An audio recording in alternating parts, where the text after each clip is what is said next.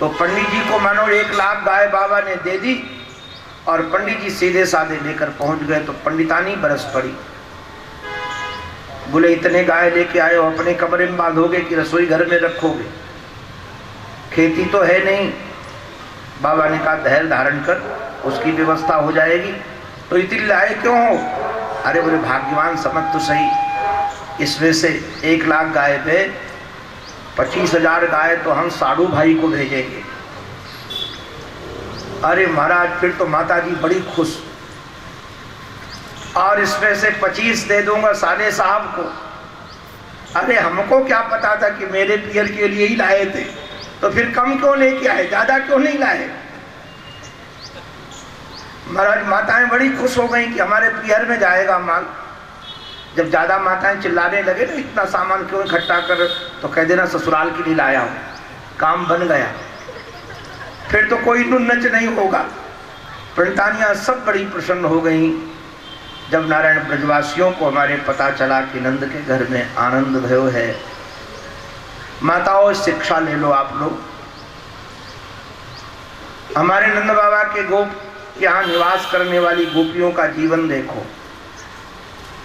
जब इनको पता चला कि नंद के घर में आनंद हुआ है तो सबसे पहले गायों को सजाया, फिर घरों को सजाया, बंधनवार बांधे, पताकाएं बांधी, अपने बच्चों को सजाया और बाद में अपने को सजाया। मैं तो कई बार कहता हूं माताएं 2 प्रकार की होती हैं, एक सुघर एक फूहर। ये सुघर और फूहर का पता कैसे चलेगा? ये बाजार में तो जितनी मिलेंगी सब सजी धजी मिलेंगी, अगर घर पहुंच जाओ तो चंडी के रूप में मिलेंगी। बाल बिखरे हैं और कैसे कपड़े भगवान वाली के हैं, तो ये देवता लोग भी कहते बाजार वाली के ही दर्शन कर लेंगे, घर में काहे को जाओ। तो घर में भी सुव्यवस्थित रहना चाहिए। और फुहर माँ का पता चलता है रसोई घर देखने से। कई देवियां तो अपने को खूब सजा धजा कर रखती, किंतु घर अव्यवस्थित है, बच्चे अव्यवस्थित हैं। पहले बच्चों को सजाया जाए, घर को सजाया जाए, बाद में अपने को भी सजाया जाए। सज धज करके गोपियां दौड़ पड़ी। मैं कई बार निवेदन करता हूं, हमारे भारत में, मैं प्रामाणिकता के आधार पर बोल रहा हूं, ऐतिहासिक तत्व तो बोल रहा हूं, हमारे भारत में पहले घूंघट परंपरा नहीं थी। ये घूंघट परंपरा भारत में तब आई जब भारत में मंचले लोगों का राज्य हुआ। अब मंचले लोगों का नाम मैं व्यासपीठ से नहीं लेता हूं। मंचला समझ जाना वो मंचला है जिसकी आंख से बहन न दिखती हो, जिसकी आंख से मां न दिखती हो, जिसकी आंख से बेटी न दिखती हो। आप जरा विचार कीजिए, हमारी कोई बेटी है, कितनी भी सुंदर हो किंतु हमारे सामने घूंघट काढ़ेगी। हमारी मां साक्षात कौशल्या हो किंतु मेरे सामने घूंघट काढ़ेगी। हमारी बहन मेरे सामने घूंघट काढ़ेगी। क्यों नहीं काढ़ेगी? क्योंकि उसको हमसे भय नहीं है। सौंदर्य को छुपाना तब पड़ता है जब नैन संबंधों की लोग कीमत नहीं करते हैं। जिस दिन संबंधों की कीमत हो जाए, अच्छा ये आंखें बता देती हैं, और हमारी माताएं तो बहुत जल्दी आंखें पड़ती हैं। कल एक सज्जन बता रहे थे कि उनकी धर्मपत्नी ने कहा कि अमुक की आंखें महात्मा जैसी नहीं है। कारण क्या है? माताओं को तुरंत पता चलता है ये व्यक्ति किस भाव से देख रहा है। आंखें यही होती हैं, किंतु इस आंखों से पता चल जाता है कि स्नेह है आंखों में कि वासना है इसकी आंखों में। तो जब मंचले लोग राज्य के उच्च पदों पर बैठ जाते हैं, अपने आधार पर राष्ट्र को चलाना चाहते हैं, तब प्रजा के पास अपने को ढकने के अतिरिक्त कोई साधन नहीं होता है। अपने को बचाने के लिए कोई साधन दूसरा होता नहीं, तो घूंघट उसकी एक परंपरा है। आजकल तो मैं कई बार देखने लगा हूँ क्योंकि विश्व में कई अराजक तत्व ऐसे हैं जो भारत को 2029 तक विधर्मियों का राष्ट्र स्वीकार करने के लिए मजबूर हैं। उनकी सारी योजनाएं हैं और उसका ये प्रतिफल है। आप देखिएगा, आजकल तो गांव में भी, एक दिन मैं घूम कर आ रहा था, एक हमारी बेटी मिली, सुबह सुबह हमको लगता है 7 बजा होगा, और बेटी ने प्रणाम किया, कहा कि मैं अमुक की बेटी हूँ। हम उसको छोटे से देखे तो मुंह ऐसा बांध रखा था जैसे आतंकवादी हो। चलो भाई, धूप के नाम पर मुख ढका जाए कि स्किन खराब ना हो जाए। ये लोग पहले से फिल्मों के माध्यम से, अमुक माध्यम से हमारी बहन बेटियों को पहले से बुर्का पहनाने की तैयारी कर चुके हैं कि जो दिन भर मुख ढक करके रखेंगे फिर उनको बुर्का पहनने में कोई दिक्कत होगी नहीं। ये सब सोची समझी चीजें हैं। बस निवेदन इतना ही है कि हमारे भारत में पहले घूंघट परंपरा बिल्कुल नहीं थी। तो जब वो हमारी माताएं श्रृंगार करती थी तो श्रृंगार का प्रमुख भाग होता था बालों को पुष्पों से सजाना। आप देखना, जितने राधा के, गोपियों के, जानकी के चित्र आप देखोगे तो इनके मस्तिष्क पर आप फूल मिलेंगे।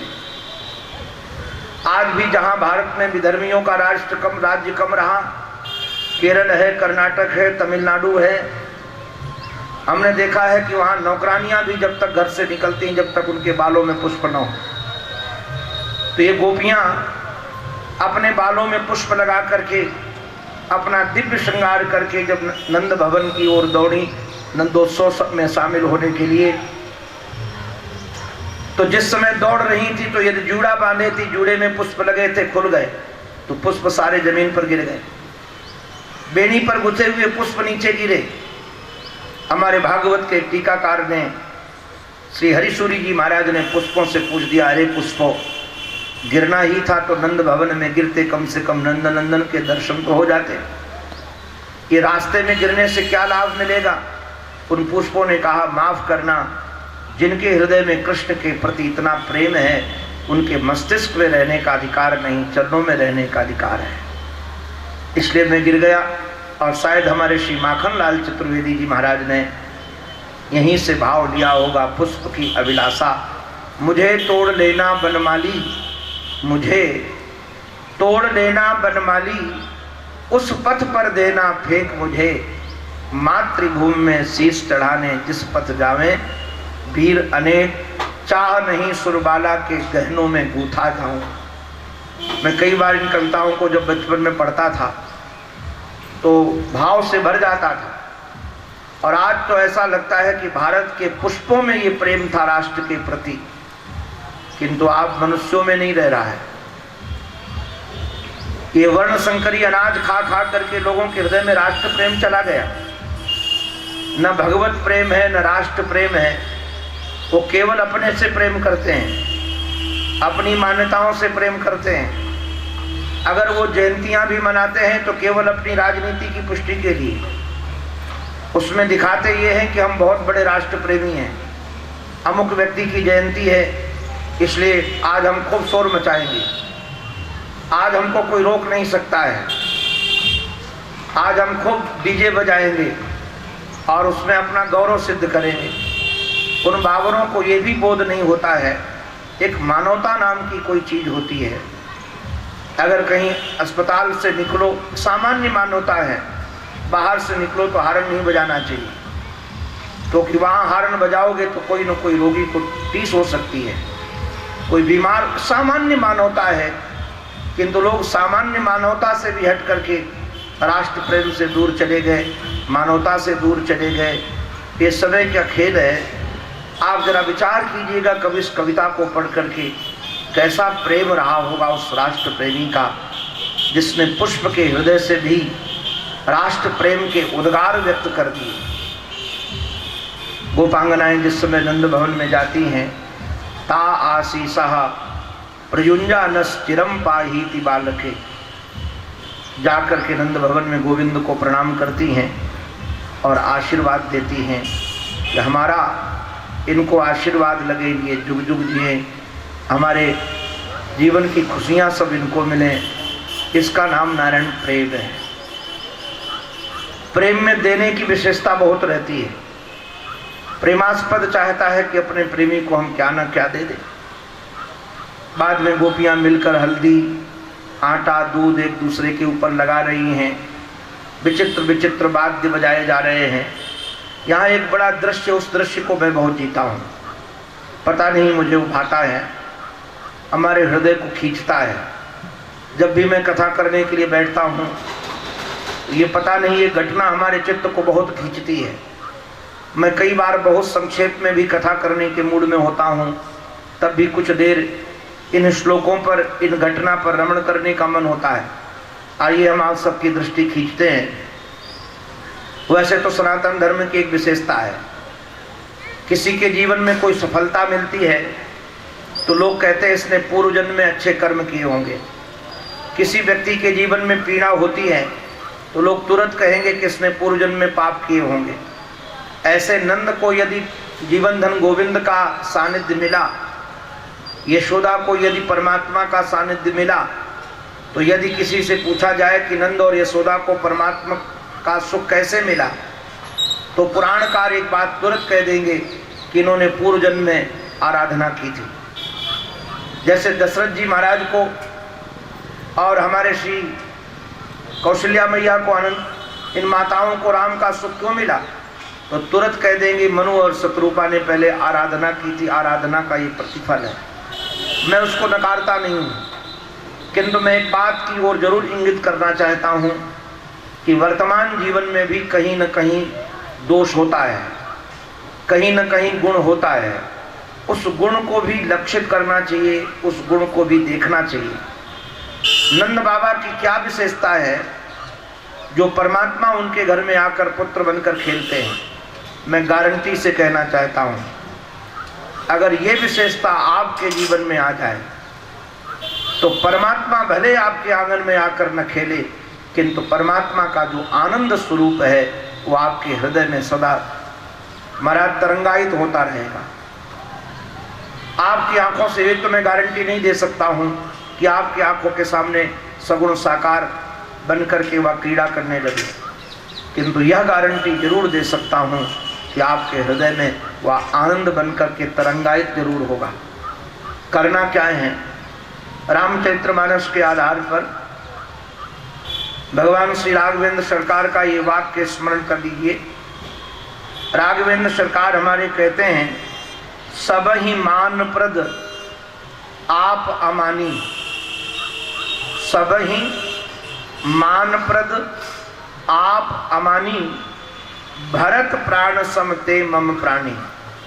आप जरा विचार कीजिए, आप किसी को अभिवादन करें, नमस्ते करें, और सामने वाला यदि वह प्रतिक्रिया न करे, उसमें आपको नमस्ते न करे, तो दोबारा आपको उससे नमस्कार करने का मन होगा।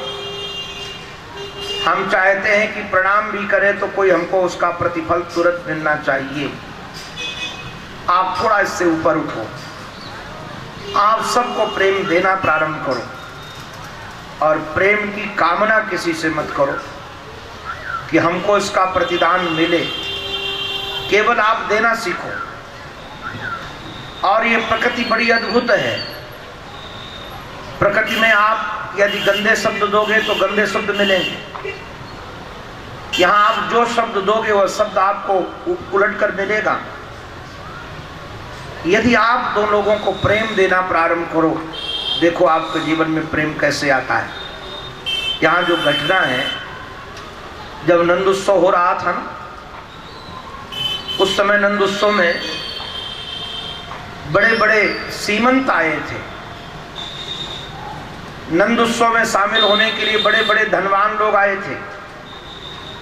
सारे रिश्तेदार नंद बाबा के उपस्थित थे, किंतु नंद बाबा की दृष्टि गई कि बड़े बड़े लोग तो आए हैं, किंतु इस घर में रहने वाली रोहिणी नहीं आई है। हमारा तो रोज का काम है, कथा करते रहते हैं, तो हम देखते नंदोत्सव होता है तो जजमान लोग अपने रिश्तेदारों को पकड़ कर लाते हैं। महाराज ये हमारे सगे हैं, इनको प्रसाद दो, ये हमारा साला है, इनको प्रसाद दो। ये घर महाराज भागवत की कथा को भी सत्यनारायण भगवान की कथा मानते हैं। वहां भी अपने परिवार के ही भरण पोषण में लगे रहते हैं। उनको लगता है कि हमने बुलाया है तो हमारा ही सब कुछ ध्यान देना चाहिए पंडित जी को। कल एक जजमान हमको कह रहा था कि पंडित जी नन्ना के घर में जा सकते हैं तो मेरे घर में क्यों नहीं आ सकते हैं? पंडित जी को बुलाया हमने है तो नन्ना के घर में नहीं जाना चाहिए, मेरे घर में रहना चाहिए उनको। इन मूर्खों को पता नहीं है कि वायु कभी कैद नहीं होती है, वायु को कैद किया नहीं जा सकता है। और इसका अभिप्राय ये नहीं कि तुमने बुलाया है तो केवल तुम्हारे पैर छूते रहे हम, तुम्हारी स्तुति गाते रहे हम तो भगवत कथा कहने वाले व्यक्ति हैं, हम तो प्रेम पिपासु हैं। हमको तो कोई प्रेम से यदि भंगी भी बुलाए और हमारे पास समय हो तो हम उसके भी घर जाने में मुझे कोई संकोच नहीं। हम तो मुसलमान बंधुओं के भी घर जाते हैं, अगर वो हमको प्रेम से बुलाते हैं तो हम उनके घर जाते हैं। तो अमुक के घर जाए, ये संकीर्ण विचारधाराएं जो व्यक्ति की होती हैं, सचमुच में वह भगवान तक कभी नहीं पहुंच पाता है। विचारों को विस्तार की ओर ले जाओ। जब तक हम विचार को विस्तार की ओर नहीं ले जाएंगे तो विस्तार परमात्मा, क्योंकि परमात्मा का अनंत विस्तार है और परमात्मा के विस्तार को समझने के लिए हमारी बुद्धि का विस्तार होना परम आवश्यक है। नंद बाबा ने देखा कि मेरे घर में एक दुखी स्त्री बैठी है, वो नहीं आई। और जब गए, इस क्रिया पर हम बहुत बलिहार होते हैं। रोहिणी च महाभागा नंद गोपा विनंदिता। बाबा जाकर के रोहिणी के चरणों में सर रख दिए और सर रख करके कहा कि रोहिणी एक बात कहूँ। कहा बोलो। बोले बात ये है, हमारे घर में जो आज आनंद हो रहा है वो आनंद मेरे भाग्य का नहीं है, वह आनंद निश्चित रूप से तुम्हारे भाग्य का है। मेरे भाग्य में यदि पुत्र का सुख होता तो मैं 80 साल का हो गया, अभी तक हो जाना होता। अगर मेरे भाग्य में विचारणीय विषय है या उत्सव मनाने का सौभाग्य होता तो आज बहुत पहले हो चुका था। हमारे घर में जब से तुम आई हो तब से घर में बाहर आई हो। माताओं, ये सूत्र आप भी अपनाना। अपने बहू को एक कहो कि बेटा तुम्हारे घर आने के बाद हमारे घर की उन्नति हो गई। ये नहीं कि जब से तुम हमारे घर में आई हो तब से घर की शांति खो गई। किसी के भी सौहार्द की प्रशंसा करोगे, भाग्य की प्रशंसा करोगे, तुमको प्रसन्नता मिलेगी। हमारे नंद बाबा रोहिणी की प्रशंसा करते हैं। रोहिणी तुरंत नंद लेकर के अपने लाल को नंद भवन में आती हैं और नंद भवन में आने के बाद नारायण वहाँ भी वहाँ नाचती हैं। आई हम सब भी एक भजन का रस ले लेते हैं, तब लोग इनकी भी यात्रा अपने गंतव्य तक पहुँच जाएगी। हम सब पहले भजन का रस ले लें, उनके रस में अपना भी रस जोड़ देते हैं।